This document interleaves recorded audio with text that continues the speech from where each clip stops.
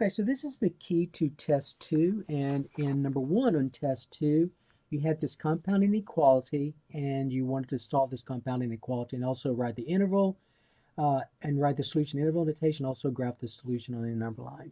And so in number 1, if we go ahead and rewrite this over, I get negative 3 is less than negative 4x plus 1 is less than or equal to 9. Now remember, when solving a compound inequality, you want to get the variable in the middle by itself.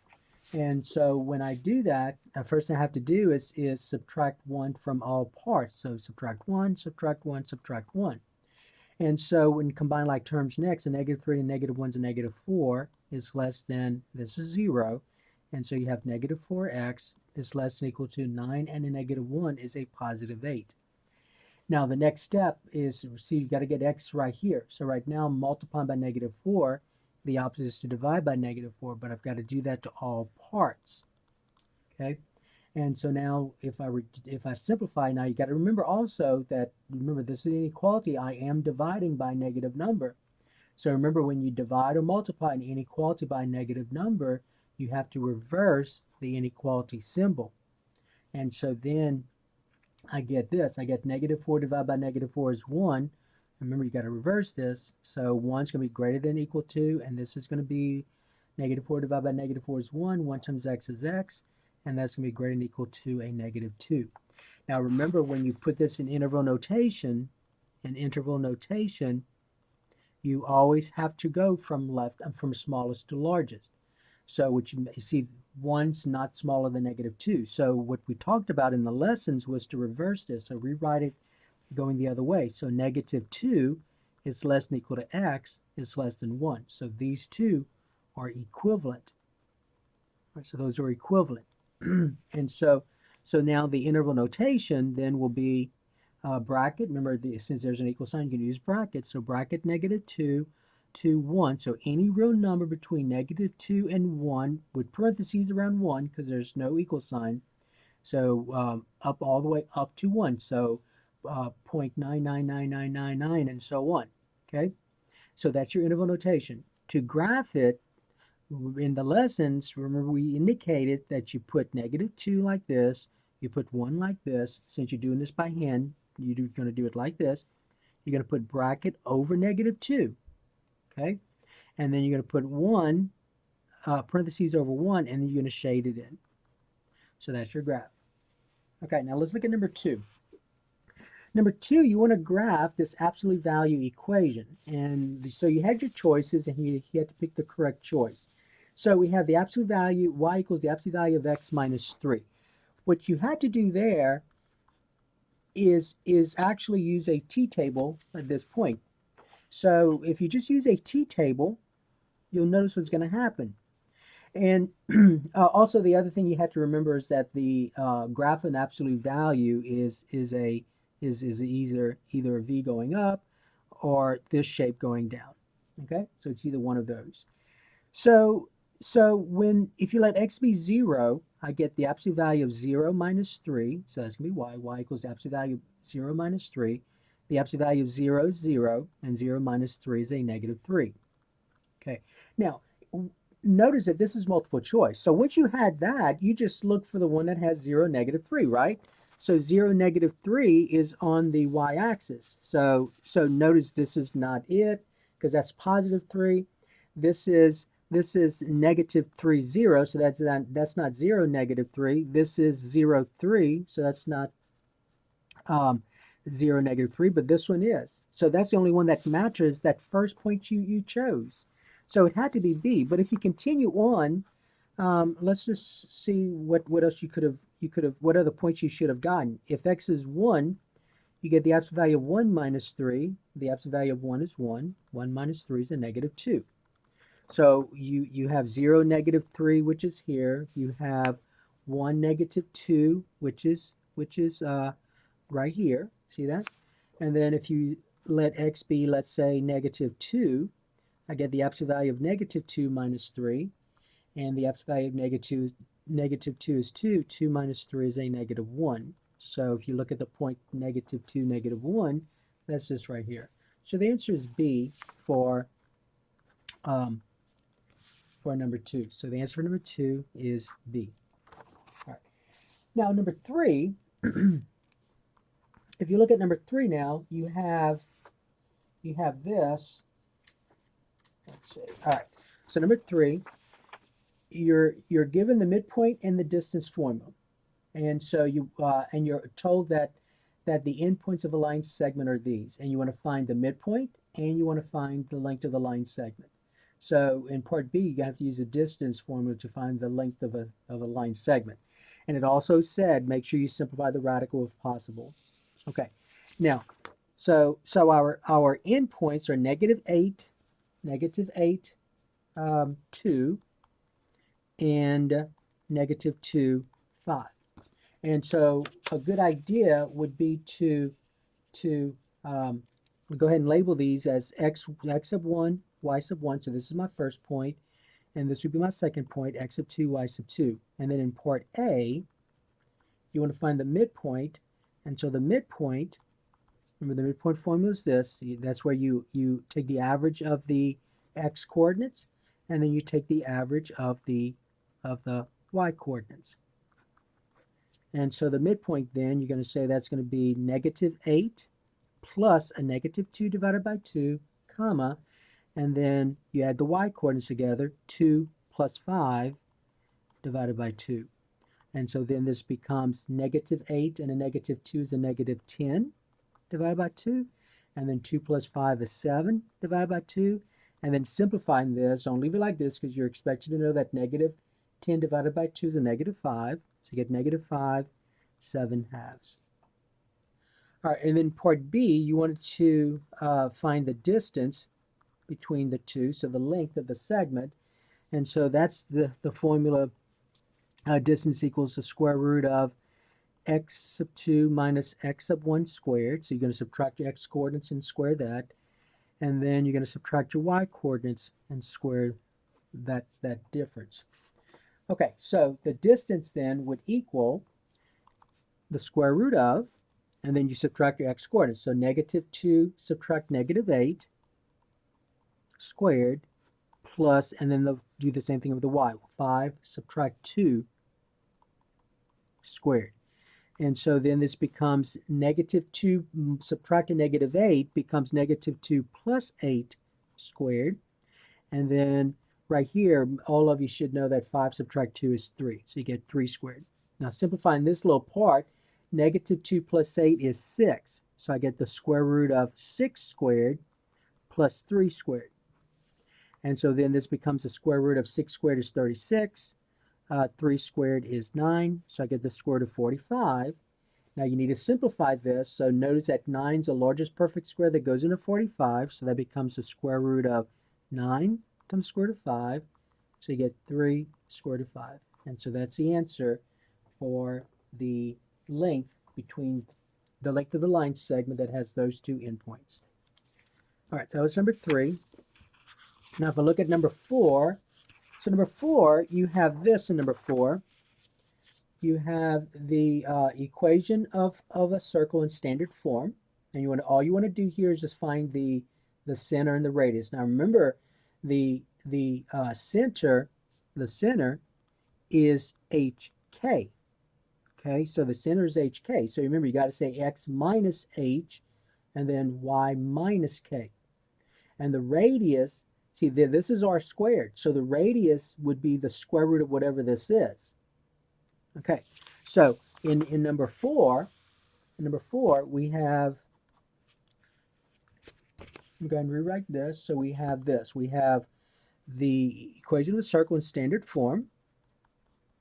And so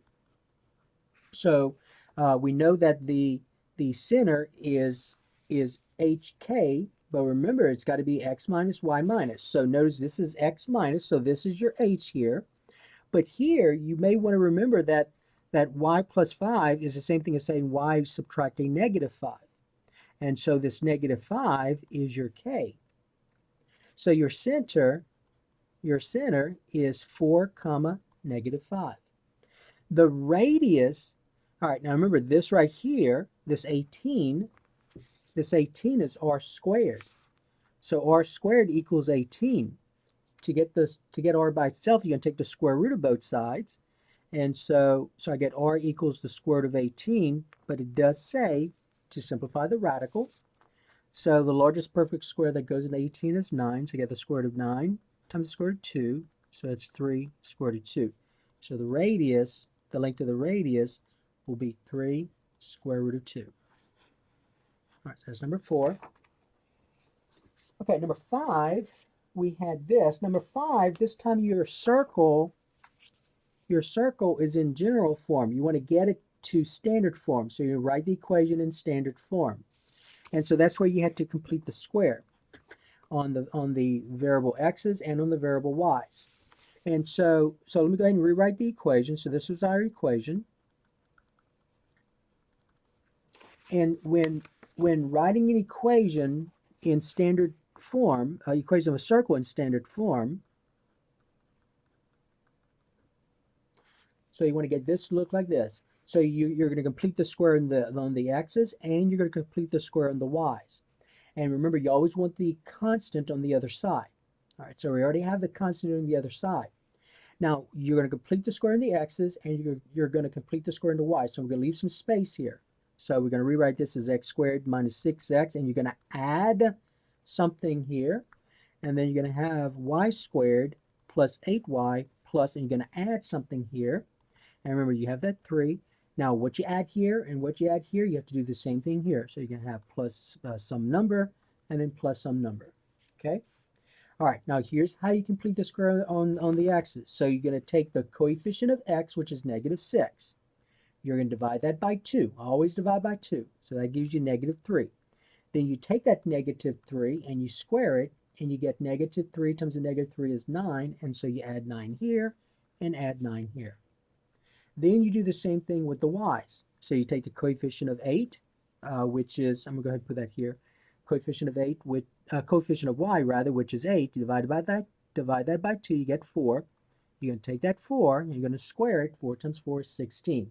So that's what you're going to add to both sides. If you're doing this correctly, remember this right here is a perfect square trinomial. If you multiply that out, that's a perfect square trinomial. Same thing here. So if you're doing this correctly, you should be able to write this as a binomial squared. Same thing here, binomial squared. And you can. So x squared minus 6x plus 9, when you factor, is x minus 3 squared. And then here, when you factor that, that's y plus 4 squared. And then equal, and then all you do is just add these numbers. So 3 plus 9 is, was that 12? And then 12 plus 16 is 28. So this is your answer. So that's your answer in standard form. Okay, but this is the work you have to show. You have to show this to get to that point. Okay, number 6. So number 6, you want to solve this system of linear equations by substitution. Now this is an easy one because I already had one of the variables by itself. So x is already by itself here. So there's really the first step I've done for you. So let me go ahead and rewrite this over. So you have 4x plus 5y equal 1. And then you have x equal 20 minus 8y.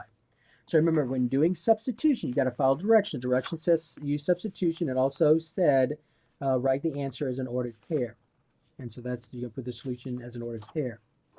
So since the second equation, the variable is already by itself. So you're going to take this right here, and you're going to substitute it into x. And so you're going to say 4 times 20 minus 8y. So remember, you're going to take whatever x is, this is what you put in. Then you have plus 5y equal 1. And now notice you have a linear equation with just y. So we're going to go ahead and solve for y. So let's go ahead and distribute the 4. So I get 4 times 20 is 80.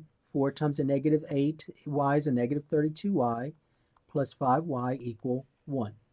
Combining like terms, I have 80, a negative 32y, and a positive 5y is a negative 27y equal 1. And so then we're going to subtract 80 from both sides. And so when I subtract 80 from both sides and combine like terms, I get negative 27y equals a negative 79. To get y by itself, you can divide both sides by negative 27.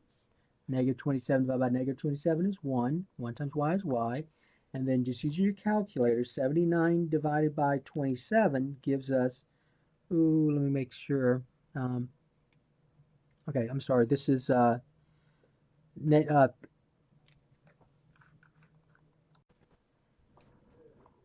so I just realized that this should be a negative 1 right here. So that's negative 1, that's negative 1, that's negative 1, and that's negative 81. Okay, so again, I made a mistake here. So that should be negative 1. So that's going to change this. And now negative 81 divided by negative 27. So 81 divided by 27 gives us 3. So that's a positive 3. Negative divided by negative is positive 3.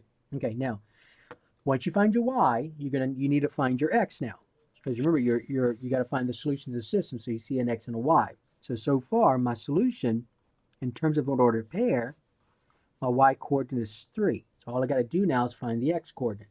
So notice that if you go back to your equation, to your system, x is already by itself. So all you do is just now, you're going to use this equation. So you're going to say x equal, and you're going to say 20 minus 8 times y. Y is 3. So you get 20 minus, what's that, 24? So you get negative 4. All right? So that's your solution. Now if you were to, remember this is a time test, so you probably didn't want to take the time to do this, but if you substitute negative 4 for x and 3 for y into both of those equations, the left side will equal the right side in both cases. Okay? All right, now, number 7. Number 7, we have this system. Now, this time you want to use elimination. So you have to use elimination in this case, so not substitution. So if you look at number 7, and so this is number 7, we have 3x minus 4y equal 10, and then 5x plus 6y equal 4. All right, let me make sure I wrote this correctly. All right, so everything looks fine. Okay, now remember, so it does not matter whether you eliminate the x's or eliminate the y's, does not matter. So some of you may have wanted to eliminate the x first. Okay, so that's fine. So let's go ahead and eliminate the x. So if you eliminate the x, what you got to do though is make sure you find the least common multiple of 3 and 5. And so the least common multiple of 3 and 5 will be 15. But remember, at some point in the elimination method, you're going to add. And so you got to make sure that if you want to eliminate the x's, that the coefficients are opposite. So one's going to be negative, one's going to be positive. Okay, so note those have the same sign. So we're going to have to, when we eliminate the x, we have to multiply one of these by a negative number. Okay, so I'm going to go ahead and rewrite this over right here. So 3x minus 4y equal 10, and then 5x plus 6y equal 4. Okay, so I want this to be a 15 and this to be a 15, but let's make this one negative 15. So I'm going to multiply 3 by a negative 5. But what I do to one side, I have to do to the other. And notice that all of these terms on the left side is being multiplied by negative 5. So that's why I put that in parentheses. Over here, I want this to be a positive 15, so I have to multiply this by 3. And what I do to the left, I do to the right. And so now this system is equivalent now to this. So if I distribute negative 5 times 3x is a negative 15x, negative 5 times a negative 4 is a positive 20y, equal, and then 10 times a negative 5 is a negative 50. 3 times 5x is 15x, 3 times 6y is 18y, equal, and then 4 times 3 is 12. Now I can add these. So when I add these, the variable x's are eliminated. Remember, that's what you wanted to do. And so now 20y plus 18y gives us 38y, and then negative 50 and 12 gives us a negative 38. Dividing both sides by 38, I get y to equal negative 38 divided by positive 38 is negative 1. So I found, in terms of the solution, I found the y coordinate to be negative 1. Okay, so that's the ordered pair. Now I've got to find x. So to find x, to find x,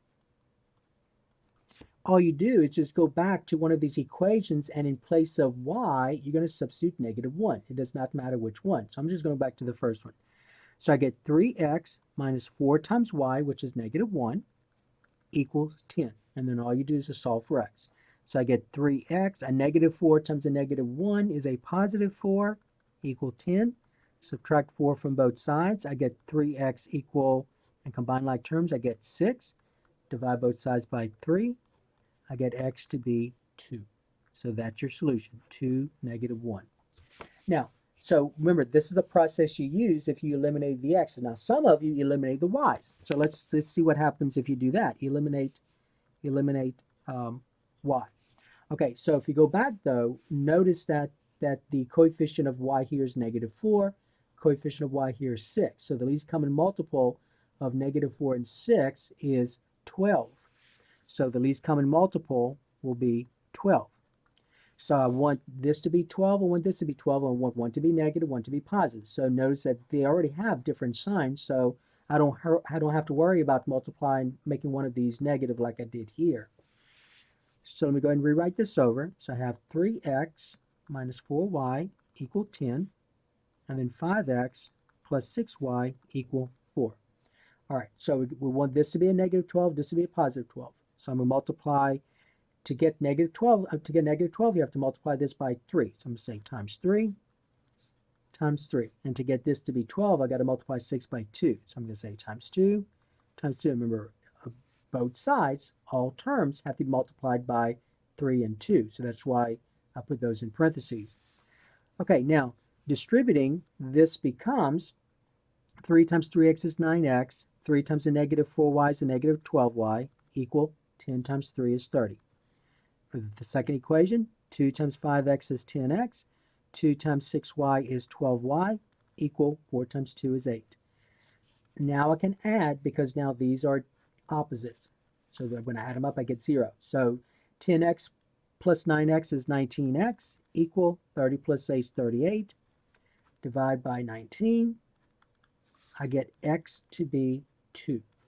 So in terms of the solution, my x coordinate is 2, which I knew it had to be 2 from the previous work that we did. So now I have to find y now. So to find y, you go back to either one of those equations. Does not matter which one. We'll go ahead and use the first one again. So we get 3x minus 4y equal 10. So in place of x, I'm going to substitute 2 this time. So I get 3 times 2 minus 4y equal 10. 3 times 2 is 6. 6 minus 4y equal 10. Subtract 6. I get a -4y equal 10, and -6 is 4. I'm going to do this here. I'm going to rewrite this over. Divide both sides by -4. -4 divided by -4 is 1. 1 times y is y. And 4 divided by -4 is a -1. And there's your y coordinate of your solution. Okay, so that was number 7. Okay, now number 8. Let's look at number 8. So number 8, you're given two functions, f of x and g of x, and you want to find each of these. And notice it says show work for each. All right, so let me go ahead and rewrite this over. So here's number 8. So number 8, you have f of x is equal to 3x minus 4, and g of x is equal to -3x squared plus 4x minus 1. And in part A, you want to find f of 2x minus 1. Okay, now, so basically now remember, you got to go to your function f. So here's f, here's g, so make sure you're using the right function. So this says f of 2x minus 1, so you got to go to your function f. So wherever you see the variable x, you're going to substitute 2x minus 1. And so this becomes 3 times 2x minus 1. And then don't forget, you got to subtract 4. So remember this right here, you're substituting with this, but so you have 3 times your substitution and then minus 4. 3 times your substitution minus 4. Distributing, I get 3 times 2x is 6x, 3 times -3 is a negative, 3 times -1 is a -3, and then subtract 4, so this becomes 6x minus 7. So therefore f of 2x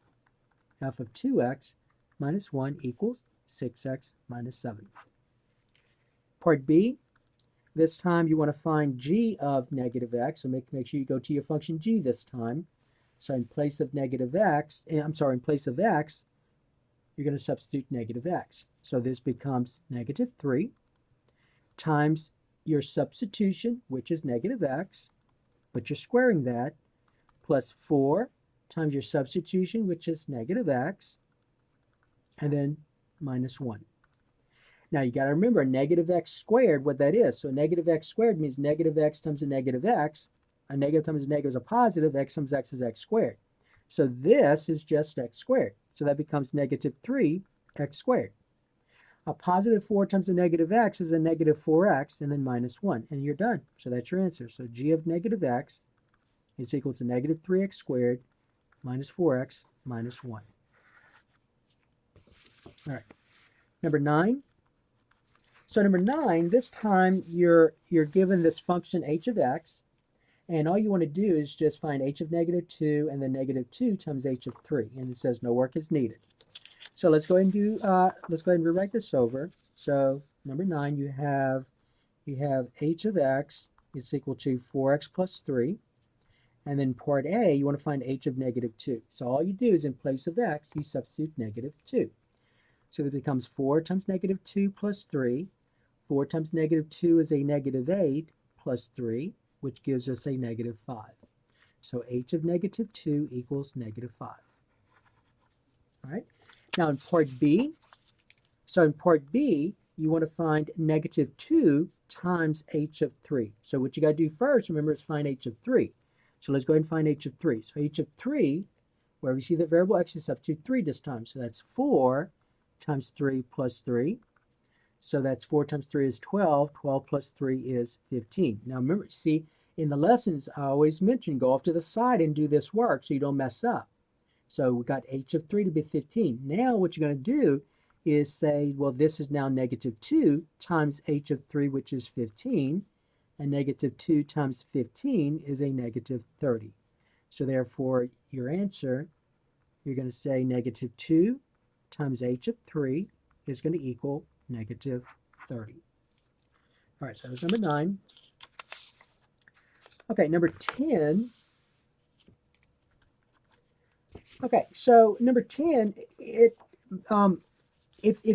you studied the lesson that dealt with this, then you got it right. If you didn't study the lesson that dealt with this, then you had no idea what to do there. So you're given your function. Notice that this is a function that only has 1, 2, 3, 4. That only has 4 ordered pairs. So it's a finite set of ordered pairs. So I'm going to go ahead and rewrite this. So f is the set consisting of these ordered pairs. That's a 5. And then when x is 2, y is 7. Remember what this means. When x is negative 3, y is 5. Okay, that's important to understand that. When x is 2, y is 7. When x is 4, y is negative 3. And when x is negative 1, y is 6. That's what that's saying. So then if you understood that, then the rest should be straightforward, because all it's asking is this in part A. You have to remember what this means. This means, what's the y value? What is the y value when x is 2? Well, when x is 2, my y value is 7. So when x is 2, my y value is 7. So that equals 7. So that's the answer. That's all you do. So knowing what each of this meant, when x is negative 3, y is 5. When x is 2, y is 7. Then you can answer this.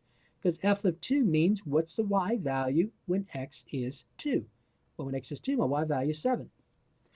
B, 3 times f of negative 1. So again, you have to look at this first. So remember, this means, what's the y value when x is negative 1? So when x is negative 1, which is here, my y value is 6.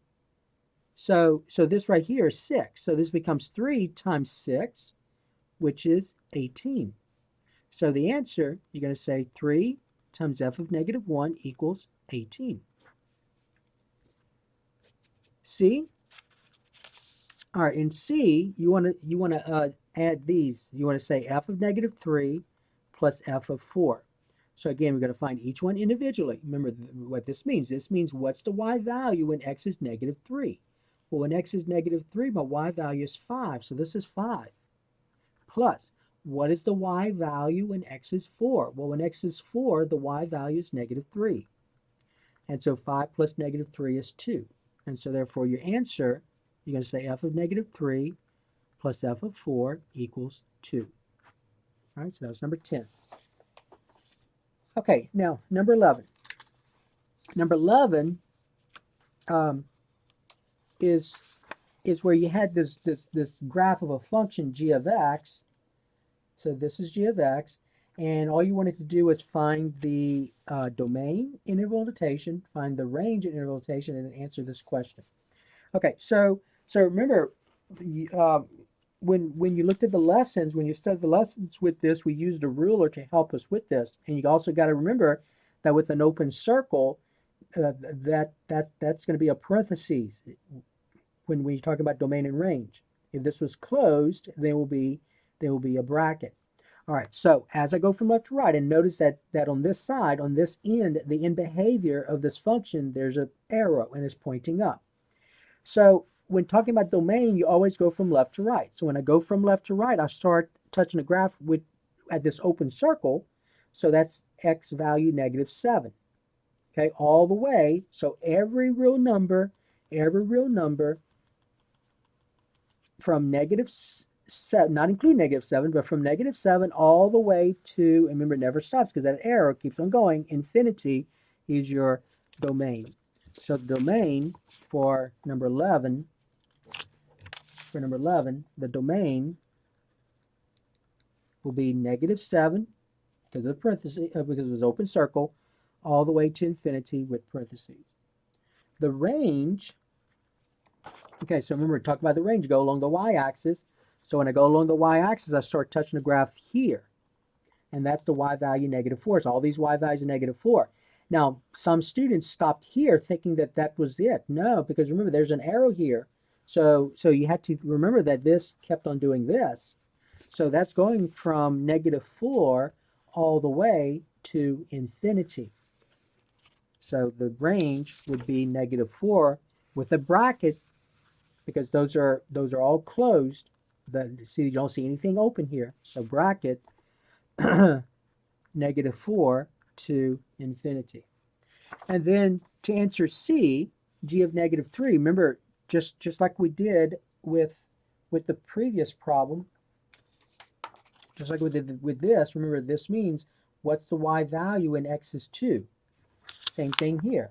Question is, what is the y value? What is the y value when x is negative 3? So all you do is locate x negative 3, which is here. See, here's x negative 3 right here. And then the point of the graph that corresponds to that, is this.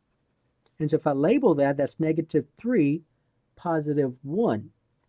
So then the question is, now remember, you got to just put the y value here. Don't put a point, because then you're not understanding what this means. This means what's the y value? The y value goes here when x is negative 3. So when x is negative 3, my y value is 1. So 1 goes here. Okay, so for A, B, and then C, for C, g of negative 3 is equal to 1. Okay, so that was number 11. Now number 12, you're given a graph again in number 12. So this time, though, when you look at this, you have an open circle on one end and you have a closed circle on the other. And so in part A, you want to find the domain and range.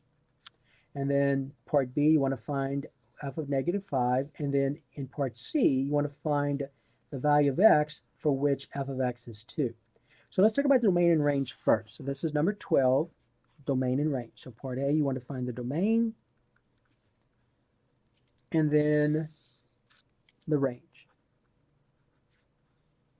Okay, so remember, when find the domain, you go from left to right along the x-axis. So notice that there's an open circle here. So I start touching the graph at negative 7. with notice the open circle, so it'll be parentheses all the way to, and then I stop here because there's no arrow, so you stop here all the way to when x is 1. So from -7 to +1. And notice though, since that's an open circle, -7 you have parentheses, closed circle, at 1 you're going to have a bracket. So the domain will be -7 parentheses, comma, all the way to 1 with a bracket. The range, you go along the y-axis. So notice when I start touching the graph here, the y value, remember the range set of y values is -4, all the way to this y value, which is 8. So from -4 to 8, I get all these y values.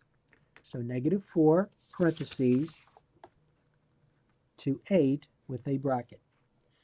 Okay, now part B, you want to find f of -5. So just like the previous problem, this means what's the y value when x is -5? So when x is -5, here's where -5 is. And so when x is -5, the point corresponding to that is this. And if I label this, this is -5, comma, -1. So what's the y value when x is -5? Well, when x is -5, my y value is -1. Now in part C, this is what you're told. You're told find the values of x for which f of x is 2.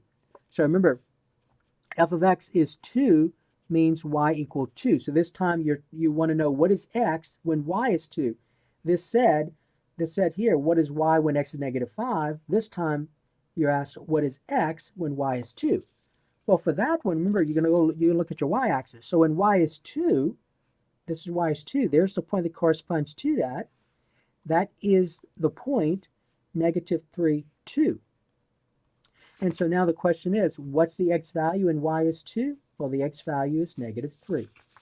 So -3, so x here will be -3. Okay? So when y is 2, the x value is -3. Okay, that was number 12. Okay, number 13, you had this function and you wanted to find g of x minus 3. And it did say show work. So number 13, you have g of x is equal to 2x squared minus 3x. And you want to find g of x minus 3. So wherever you see the variable x, you're going to substitute x minus 3. That's what that means. And so then this right here becomes 2 times the substitution, which is x minus 3, but you're squaring that, and then subtract 3 times the substitution, which is x minus 3. Now you had to go off to the side and kind of figure this part out here. So you have x minus 3 squared, remember, means x minus 3 times x minus 3. And so if I FOIL this out, x times x is x squared. The outer is a -3x. The inner is a -3x. And a -3 times a -3 is a +9. Combining like terms, this becomes x squared, a -3x, a -3x, a -6x, plus 9. And so that goes here. So that's this. So this becomes 2 times this trinomial, x squared minus 6x plus 9. And now let's go ahead and just distribute this. A -3 times x is -3x. A -3 times a -3 is a +9. Now distributing here, I get 2x squared. 2 times a -6x is a -12x. 2 times 9 is 18, minus 3x, plus 9. And combining like terms, I get 2x squared. A -12x and a -3x is a -15x. 18 plus 9 is 27. And so therefore your answer, you're going to say g of x minus 3 equals 2x squared minus 15x plus 27. Okay, 14. Now in 14, you're given relations, and you just want to know if each relation was a function or not. And so you have to answer yes or no. So in number 14a, you have this relation, -3, 4, and 2, 7, and 5, -2. And remember, the definition of a function is a relation in which for each x coordinate, there's only one y coordinate. So when you have a set of ordered pairs, it's a good idea just to use a mapping to help you. So when x is -3, my y value is 4. When x is 2, my y value is 7. And when x is 5, my y value is -2. So notice that for each x coordinate, there's only one y coordinate. So there's only one arrow coming from that x. So this is a function. In part B, you had this set of ordered pair, 5, -2, 3, 7, -3, -5, and then 4, 7. And so if I use that idea, that mapping, I get, let's see, I get when x is 5, my y value is -2. When x is 3, my y value is 7. So notice that so far for each x coordinate, there's only one y coordinate. When x is -3, I get my y value is -5. And then when x is 4, my y value is 7. And so notice that for each x coordinate, there's only one y coordinate. It's okay for two different x's to have the same y coordinate. That's still a function. So the answer is yes there. Okay, C, you have 3x minus 2y equals 6. So one of the things that some of you noticed was that this is a line. This is a linear equation. It is not vertical. Remember, the only line that's not a function is a vertical line. So this is not a vertical line. So right away, if you knew that this was a linear function, linear equation that was not a vertical line, then you just say yes. All right. Now, what some of you did was you graphed this, which is fine. So for example, so you found, so you can graph this, and so you said, well, I'm going to let x equal 0. And so when x is 0, I get 3 times 0 is 0, so you get -2y equals 6. Divide by -2, I get y to be -3. So my y-intercept is -3. 1, 2, 3. Then you do the same thing to find your x-intercept. You let y be 0. So if I let y equal 0, I get 3x, this is 0 because -2 times 0 is 0, equal 6. Divide by 3, I get x to be 2. So my x-intercept is 2. And then you graph this, and then notice that it passes the vertical line test. So for each x coordinate, there's only one y coordinate. All right, so some of you did it like that as well. Okay, D, in D, you had this. You had x squared plus y squared equal 49. What I wanted you to recognize here, since you've had enough experience with this, is to notice this is a circle. This is a circle. And so regardless, and even if you did not know what the graph looked like, you know that a circle fails the vertical line test, right? Fails the vertical line test. So right away you say no. You say no there. But some of you I saw actually graphed this, and so you knew that the center was 0, 0, and the radius was 7. So you did something like this. I'm kind of making this up real quick. So you did something like that, and then you saw that it fails the vertical line test. All right. Okay. Now, what some of you did also was you got y by itself. So when you get y by itself, you have y squared equal 49 minus x squared. Then you take the square root of both sides. But remember, you take the square root of both sides, you get plus or minus. So you get y equals plus or minus the square root of 49 minus x squared. And so now what I want you to notice was that if you let x equal 0, I get y equals plus or minus the square root of 49, because if x is 0, 0 squared is 0, and all you're left with is 49. But this is plus or minus 7. So what I want you to notice is that if you look at this in terms of a mapping, when x is 0, you have two y coordinates. You have a 7 and a -7. And so right away, this is not a function. Because remember, for each x coordinate, it's got to be only one y coordinate. So there are multiple ways you could have done that. The idea, though, is for you to recognize this is a circle. That's the equation of a circle, and right away you know that a circle is not a function. Okay, E, you have y equal x squared plus 2. Now, again, you had enough experience with knowing that this is a parabola that looks like this. So if you use so some of you knew right away that this was a parabola that opened up. All right, so right away it passes the vertical line test. So some of you said yes right away. Others of you had to actually graph this.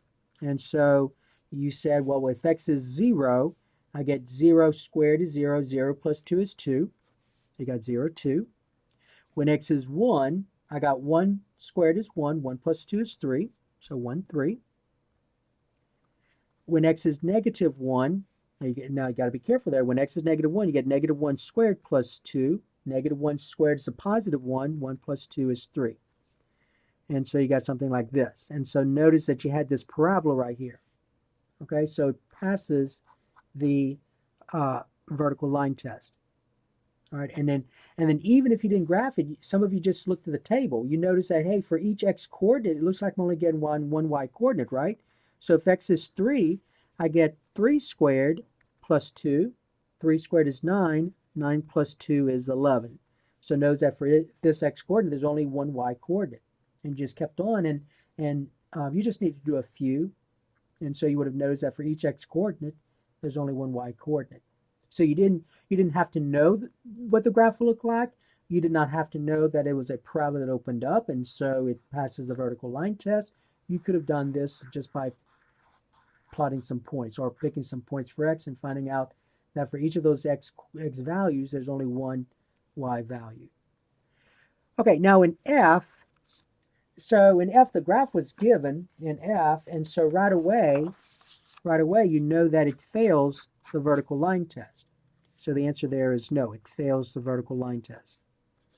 So meaning that for if you look at these 2 points here, they have the same x coordinate but different y coordinates. So it fails vertical. It fails the definition of a function. Remember, for a function, for each x coordinate, there's got to be 1. Well, notice there are 2 y values. Same thing here. No matter where you are, for each of these x coordinates, there's always going to be 2 y coordinates, except for this one. There's only 1 here. But it fails everywhere else. Okay, so for F, the answer is no. Okay? All right, and then finally 15. 15, and you were told in an email or when you looked at the information for test 2 that you would be given a quadratic function and you were asked to find the difference quotient. And so just like with the notes that I provided when studying for this lesson, I broke it down into parts. So our function is this: f of x equal 3x squared minus 2x plus 4. And you want to find the difference quotient, f of x plus h minus f of x divided by h. And so the first thing you have to do, if you go back to those lessons, the videos of those lessons, is the first thing we found was f of x plus h. So that will be part A, find f of x plus h. And so remember what that means is you go to your function, and where we see the variable x, you're going to substitute x plus h. And so I see a variable x here, I see a variable x here. So this becomes 3 times x plus h squared minus 2 times x plus h, and then plus 4. Now, you had to go off to the side and figure out what this is right here. So x plus h squared means x plus h times x plus h. And so if I FOIL this, x times x is x squared. The outer is xh. The inner is also xh. And then h times h is h squared. Combining like terms, I get x squared. xh plus xh is 2xh plus h squared. So that goes here. So that's 3 times x squared plus 2xh plus h squared. Oops, h squared.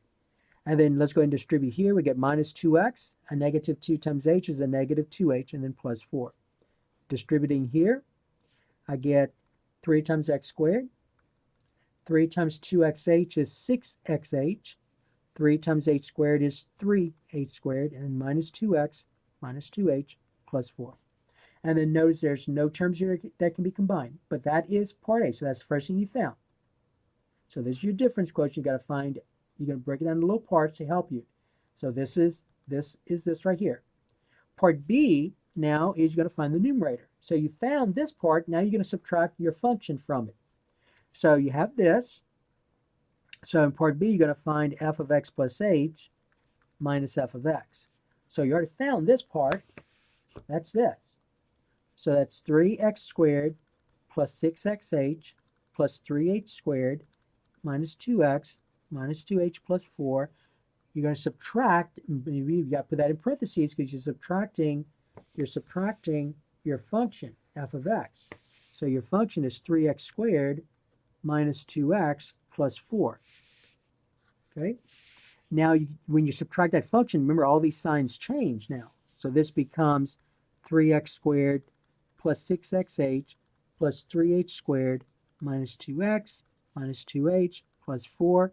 And then you're just taking the opposite of all those terms. So 3x squared becomes negative 3x squared. A negative 2x becomes a positive 2x. And a positive 4 becomes a negative 4. At that point, remember, it's where every term that doesn't have an h, a factor of h, its opposite will be there, and so those will cancel out. So notice 3x squared, negative 3x squared is 0. This has a factor of h, this has two factors of h, this does not, negative 2x, positive 2x. This is a factor of h, this does not, positive 4, negative 4. And the terms that are left are the terms that only have factors of h. So 6xh plus 3h squared minus 2h. So that was your step B. Now, remember this right here is now this numerator. So C then is where you're going to find your difference quotient. So f of x plus h minus f of x all divided by h. So I found the numerator, that's this, but I'm going to go ahead and factor out an h from it. So I get h times 6x plus 3h, remember 3h because h times 3h is 3h squared, and then minus 2, all divided by h. These h's divide out, the factors of h divide out, and so you get 6x plus 3h minus 2, and there's your answer. So f of x plus h minus f of x divided by h equals 6x plus 3h minus 2. All right, so that is finding the difference quotient of a quadratic function. So that is the key to test. That was the key to test 2.